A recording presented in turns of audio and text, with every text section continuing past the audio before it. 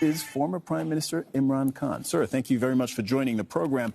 First of all, your reaction to the government deciding to ban rallies just as your supporters were taking to the streets.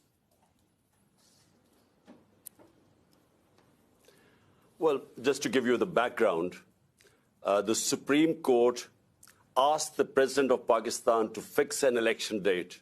That date is fixed for the 30th of April, so which means 50 days left. So my party decided to do an open election campaign by a rally in Lahore today. The police had given us permission. They had approved the route of the rally. And suddenly this morning, the permission was taken away, but not just taken away. We had these heavy contingents of police, and these people coming to attend a peaceful rally were hit with tear gas shells, water cannon with some chemical in it, which people are still recovering from.